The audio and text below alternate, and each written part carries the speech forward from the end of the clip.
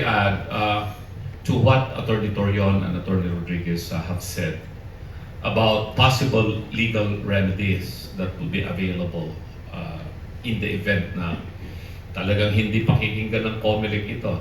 No? Kasi sasabihin nila, ano na yan, we are now sitting as a National Board of Canvassers, so all we have to do is just ministerially count itong mga certificate of canvass coming from different provinces and cities all over the country, at saka yung mga different election posts abroad and yung mga districts dito sa Metro Manila. Totoo naman yun, tama yun. No? In the same manner, sabi ni Atty. Torion that we are going to file whatever supplemental pleadings with the pending petition we already filed before the Supreme Court, which is also correct. And then Atty. Vic mentioned about the legislative remedies that may be introduced by our allies in Congress and in the Senate, who have been supported by President Duterte and Vice President Sara.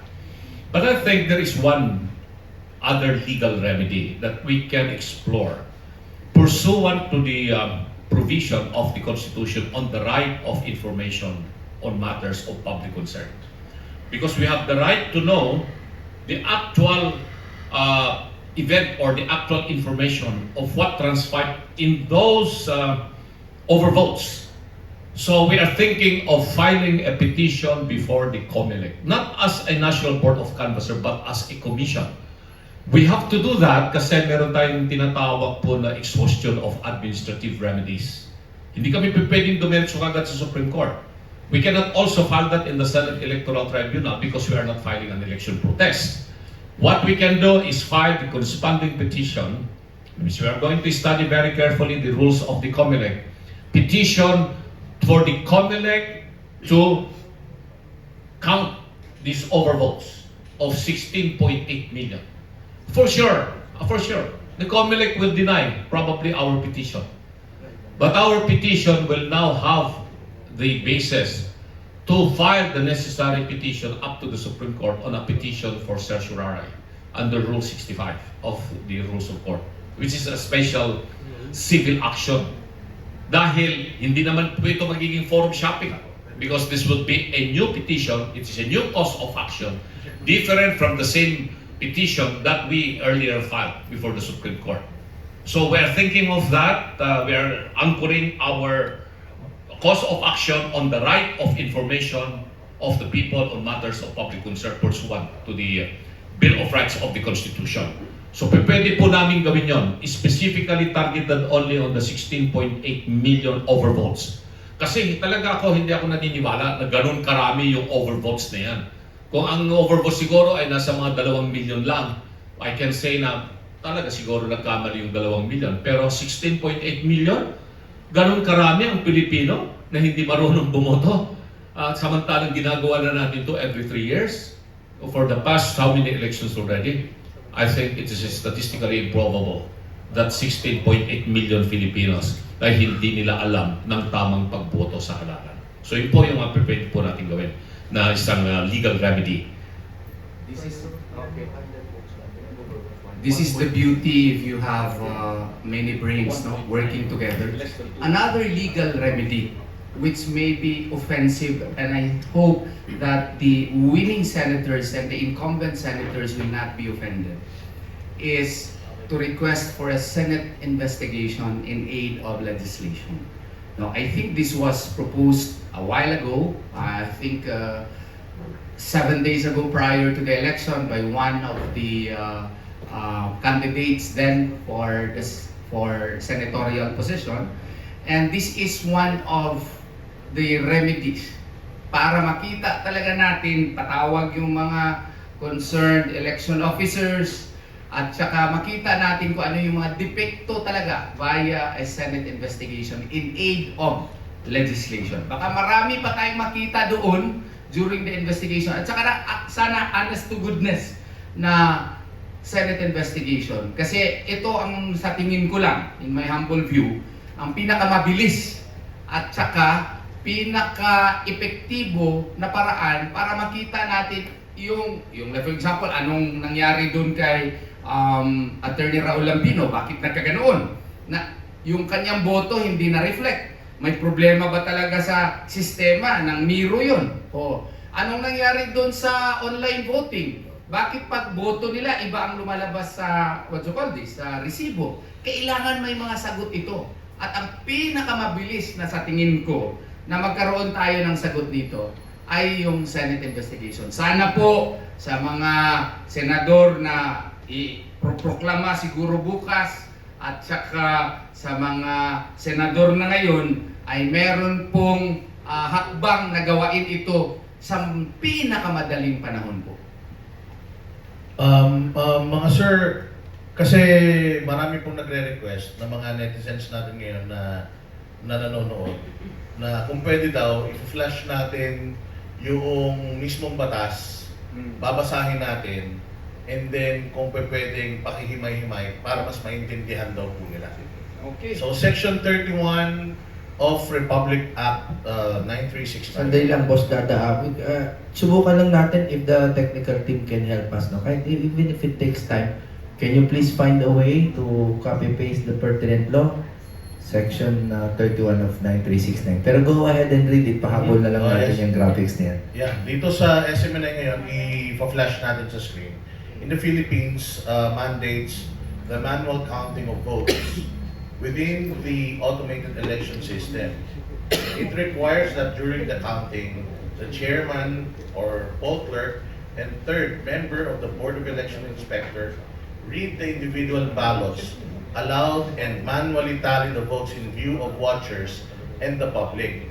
This ensures transparency and verifiability despite the use of vote counting machines or VCMs or automated counting machines or ECM. RA 9369 amended RA 8436 to reinstate manual counting as part of the AES, emphasizing that the manual count should be done simultaneously with the automated tally and be visible to the public. The law does not prohibit the use of machines but makes manual counting mandatory to ensure accuracy and serve as a check against machine errors and fraud. The Commission on Election has discretion to prescribe procedures for automated counting but cannot override the manual counting mandate in Section 31. In practice, this means after ballots are scanned and accounted or counted by machines, the election board must also manually read and tally the ballots, producing a separate manual election return. If discrepancies of at least 2% arise between the manual and automated results for any position, an automated recount is triggered with technical personnel assisting the process. Despite this legal framework, manual counting has not been consistently implemented in recent elections, raising concerns about transparency and trust in the automated system. Calls have been made for COMELEC to fully enforce Section 31 and conduct manual counts alongside machine counts to uphold electoral integrity.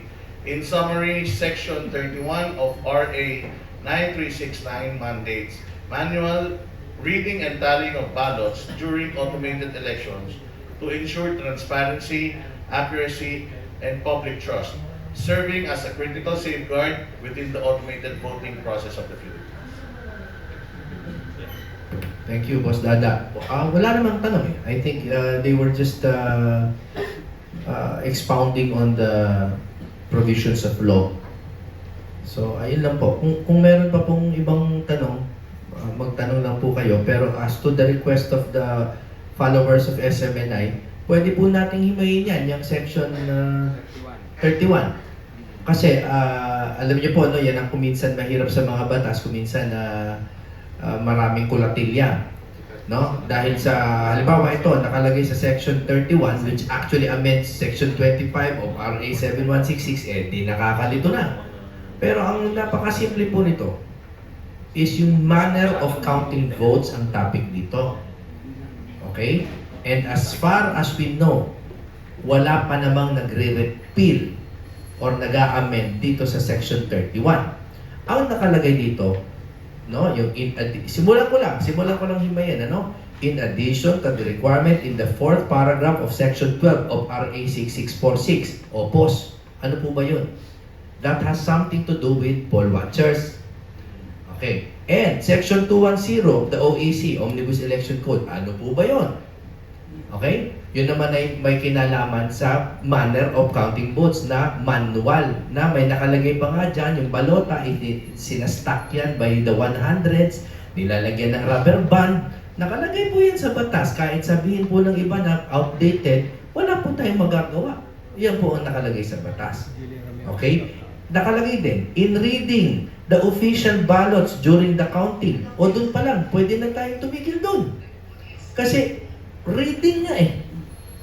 In reading, hindi naman sinabi sa computer. Nakalagay, in reading the official ballots during the counting, ang sinabi po, the chairman, the poll clerk, and the third member, okay, shall assume such positions, meaning physical na posisyon, as to provide the watchers and the members of the public as may be conveniently accommodated in the polling place.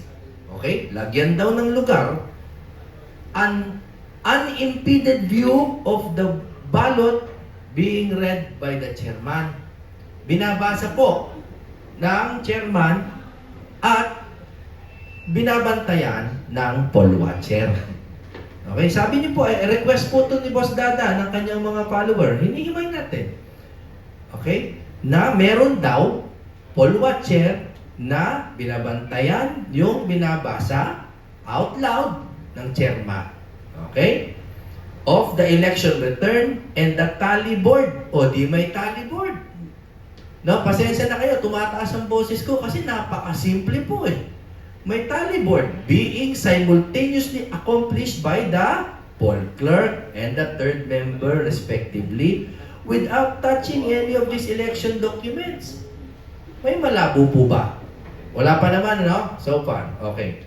The table. O may mesa pa. Meron po bang table sa loob ng computer? Wala po, di ba? Ibig sabihin, physical table shall be cleared of all unnecessary writing paraphernalia. O bakit mayroon ganun? Para wala pong makapag-alter ng balota. Tama naman po, di ba? Again, pasensya na, pero ito yung request eh. Gusto po himayin ng publiko. O last sentence. Any violation of this requirement shall constitute an election offense. Punishable under Section 263 and 264 of the Omnibus Election Code. O, tingnan nyo yan, kung ano yan. Ibig sabihin, actionable. Di ba? At criminal offense po yan. No? Criminal po. The chairman shall first read the votes for national positions. Okay. Hinamay na po natin. Boss Dada, and to your loyal followers. Hinamay na po natin. Wala pong ambiguity yung batas. It mentions a reading by the chairman. It mentions a tally board by the poll clerk or under the custody of the poll clerk. It mentions poll watchers na sinusubaybayan yung ginagawa ng chairman at ng poll clerk at the third member. Wala pong malabo dun sa batas. That is why, as by final statement, we are not asking for manual recount. We are asking for manual count as provided by the pertinent laws. Hindi po kami umahanap ng posisyon to the responsible media men. Pakiulit-ulit po yan. We are open to ridicule. It's okay. That's part of the game. Pero, protektahan nyo hindi kami kundi yung katotohanan man lang. Hindi kami humahanap ng posisyon. We are here in our capacity not as candidates but as lawyers. Okay? Insisting on the enforcement of the law. Okay, may tanong dito.